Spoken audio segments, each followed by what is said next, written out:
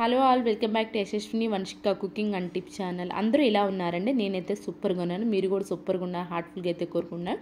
Skip చేయకుండా చూడడానికి అయితే ట్రై చేయండి. ఈ టిప్స్ తోటి మనం పనులను సులువుగా చేసుకోవచ్చు, మన మనీని కూడా సేవ్ చేసుకోవచ్చు. ఫస్ట్ టిప్ని అయితే చూసేద్దామండి. కొన్నిసార్లు మనకి ఫ్రిడ్జ్ అంతా ఫుల్గా ఉండిపోయేసరికి డోర్ ఓపెన్ క్లోజ్ చేసిన ప్రతిసారి కూడా కొంచెం స్మెల్ వస్తూ ఉంటుంది కదా. అలాంటి స్మెల్ రాకుండా ఉండాలి అని అంటే స్పాంజ్ తీసుకోండి. మనకి ఇదేంటి అంటే నేను స్పెషల్గా కొన్న స్పాంజ్ మనకేంటంటే స్క్రబ్బర్ ప్లస్ స్పాంజ్ రెండు కలిపి వచ్చింది. దాన్ని స్క్రబ్బర్ తీసేసారండి, గ్రీన్ స్క్రబ్బర్. దీనిపైన విధంగా డస్టర్ పైన పెట్టేసేసి ఉంచేసాము అనుకోండి, మనకి ఎక్కువ ఫ్రిడ్జ్ ఫుల్గా ఉన్నప్పుడు బ్యాడ్ స్మెల్ రాకుండా కంట్రోల్ చేస్తుందండి బేకింగ్ సోడా అనేది. ఈ సింపుల్ ట్రిక్ని అయితే ట్రై చేయండి. 10 డేస్కి ఒకసారి బేకింగ్ సోడా చేంజ్ చేస్తూ ఉన్నాం అనుకోండి, కొంతలో కొంత అయినా సరే ఫ్రిడ్జ్ నుంచి వచ్చే బ్యాడ్ స్మెల్ అయితే లేకుండా అయితే ఉంటుంది.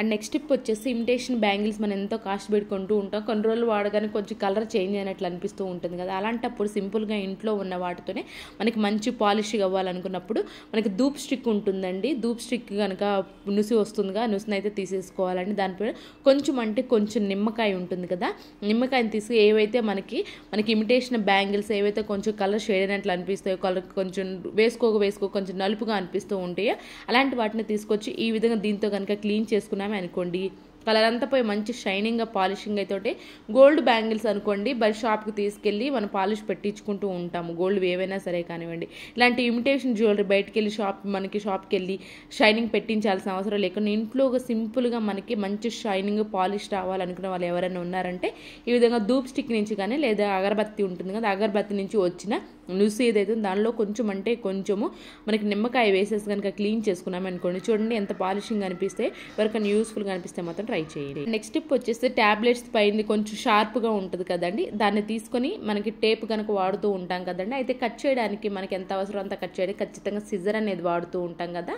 అప్పటికప్పుడు మనకు సిజర్గా కావాలి లేదు అంటారు, మన స్టార్టింగ్ పాయింట్ ఈ టేప్ దగ్గర అంటే కొంచెం కన్ఫ్యూజ్ అవుతూ ఉంటాం, దాన్ని వెతకడానికి ఎక్కువ టైం పడుతూ ఉంటుంది. అలా మనకి సిజరు ప్లస్ స్టార్టింగ్ పాయింట్ ఈజీగా తెలియాలి అంటే ట్యాబ్లెట్స్ వాడంగా అయిపోయింది ఉంటుంది కదండి, ఇలాంటి షార్ప్గా ఉన్నది తీసుకొని కనుక ఎడ్జ్లో కనుక పెట్టేస్తాం మనం స్టార్టింగ్ పాయింట్లో, మనకి ఈజీగా కనిపిస్తుంది. అలాగే మనకి కట్ చేయడానికి కూడా అవసరంగా అయితే ఉంటుంది. ఐ హోప్ ఈ టిప్ అయితే నచ్చితే కనుక ప్లీజ్ ఒక లైక్ చేయండి. అండ్ నెక్స్ట్ టిప్ వచ్చేసి కొన్నిసార్లు మనకి గ్యాస్ స్టవ్ దగ్గర మనం ఏంటంటే విండోస్ కానివ్వండి లేదు అంటారా, మనకి గ్యాస్ స్టవ్ పైన టైల్స్ ఉంటాయి కదా, జిడ్డుగా అనిపిస్తూ ఉంటాయి కదా, అవి నీట్గా మనం ఒక్క స్ప్రే తోటి, హోమ్ మేడ్ స్ప్రే అండి, ఎలాంటి రూపాయి ఖర్చు లేకుండా ఇంట్లోనే తయారు చేసి దానికోసం బేకింగ్ సోడా ఒక ఫుల్ స్పూన్ అయితే వేసేసుకుని వైట్ వెనిగర్ ఉంటుంది, వైట్ వెనిగర్ వేసేసి బాగా కలిపేసేసి ఈ విధంగా స్ప్రే బాటిల్ అయితే పెట్టేసుకోండి.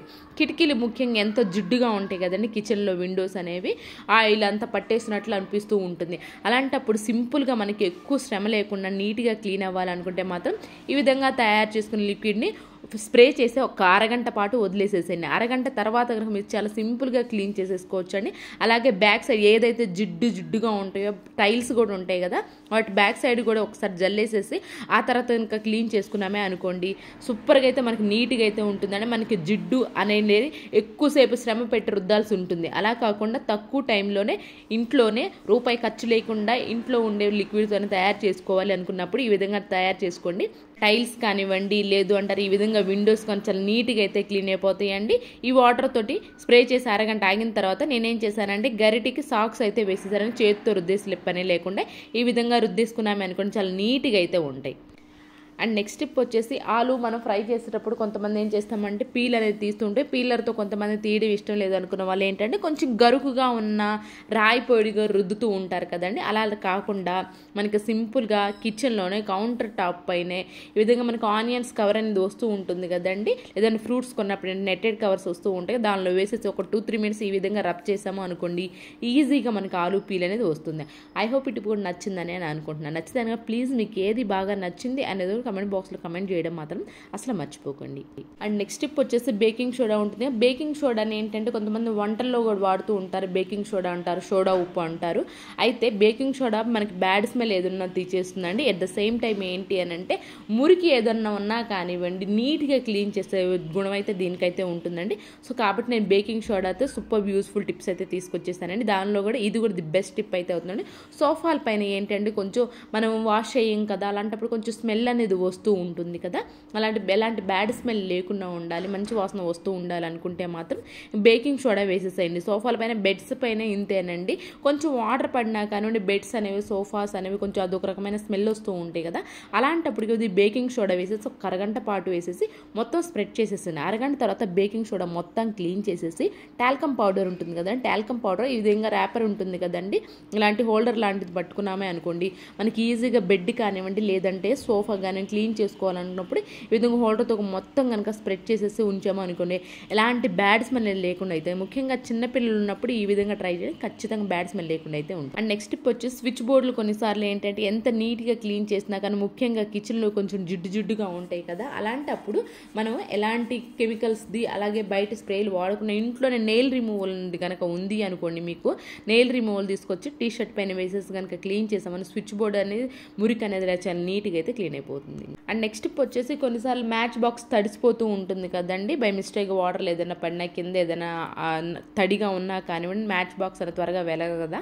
అలాంటప్పుడు కొంచెం టాల్కమ్ పౌడర్ ఉంటుంది, లేదు అంటారు గోధుమ ఏదో ఒక పిండి అండి, గోధుమ పిండి కానివ్వండి, టాల్కమ్ పౌడర్గా మైదా ఏది ఉంటే అదండి, ఒక్కసారి ఎక్కడైతే మనం అగ్గిపుల్లని గీస్తూ ఉంటామో ఆ ప్లేస్లో వేసేసి ఒక 2-3 మినిట్స్ రబ్ చేసేసాం అనుకోండి, ఆ వేడి దానానికి ఏంటంటే వెంటనే త్వరగా అయితే వెలుగుతుంది. కొంతమంది గ్యాస్ స్టవ్ పక్కన కూడా ఆ వెచ్చదానానికి కూడా వెలుగుతూ ఉంటుందని, ఎప్పుడైనా గ్యాస్ స్టవ్ వెలిగించడానికి అగ్గి పెట్టి యూజ్ చేసే వాళ్ళు ఉన్నారనుకోండి, ఈ విధంగా అయితే ట్రై చేయండి, ఈజీగా అయితే వెలుగుతుంది. నెక్స్ట్ టిప్ వచ్చేసి గ్యాస్ బండ మనకి కనుక కింద వీల్స్ ఉంటాయి, కానీ వీల్స్ లేనప్పుడు ఏంటంటే ఈ విధంగా టైల్స్ అయినా కానీ మార్బుల్ అయినా కానీ అంటుకుపోతూ ఉంటుంది కదా, ఇది క్లీన్ చేయాలని త్వరగా అయితే క్లీన్ అవ్వదు.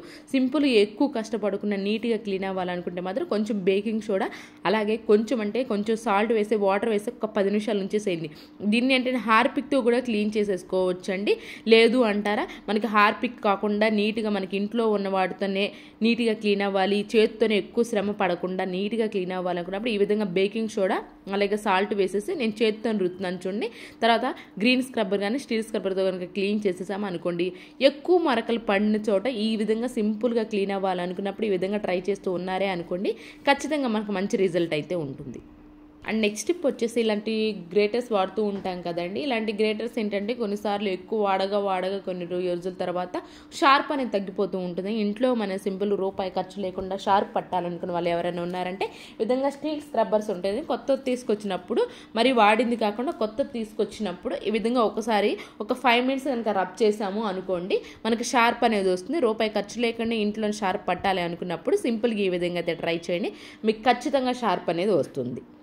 అండ్ నెక్స్ట్ టిప్ వచ్చేసి ప్లాస్టిక్ బ్యాంగిల్ ఏదైనా వాడింది కనుక ఉంది అనుకో, బాత్రూంలో కనుక పెట్టేసాము అనుకోండి, ఇలాంటి మనం క్లిప్స్ పెట్టుకుంటాం, మనం స్నానం చేసేటప్పుడు ఖచ్చితంగా ఏంటి అంటే క్లిప్స్ అనేవి వాడుతూ ఉంటాం కదా, మనకు బయటకు వచ్చి స్నానానికి పిల్లలు ఉన్నప్పుడు ముఖ్యంగా వాళ్ళు మర్చిపోతూ ఉంటారు బాత్రూంలో స్నానం చేసేటప్పుడు క్లిప్స్ తీసుకెళ్ళడానికి, అలాంటప్పుడు సింపుల్గా మనకి క్లిప్స్ బాత్రూంలో ఉండాలనుకున్నప్పుడు మాత్రం ఈ విధంగా బ్యాంగిల్ కనుక పెట్టేసాం అనుకో, హోల్డర్ ఉంటే ఓకే అండి, లేదు అంటారా డబుల్ టేప్ ప్లాస్టర్ వేసేసి బ్యాంగిల్ కనుక పెట్టేసాము, సింపుల్ చిన్న క్లిప్స్ మాత్రమే పట్టు హోల్డ్ చేయగలుగుతుందండి, పెద్ద క్లిప్స్ అయితే అవ్వదు. ఇవేనండి ఈరోజు టిప్స్ ట్రిక్స్, యూస్ఫుల్గా అనిపించుంటే మాత్రం టిప్స్ అనేవి ఒకసారి ట్రై చేయండి, ఏది మీకు బాగా నచ్చింది అనేది కమెంట్ బాక్స్లో కమెంట్ చేయండి, లైక్ చేయండి, షేర్ చేయండి, సబ్స్క్రైబ్ చేసుకోవడం మాత్రం అస్సలు మర్చిపోకండి.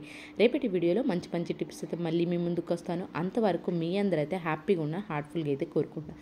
Thank you so much for your watching.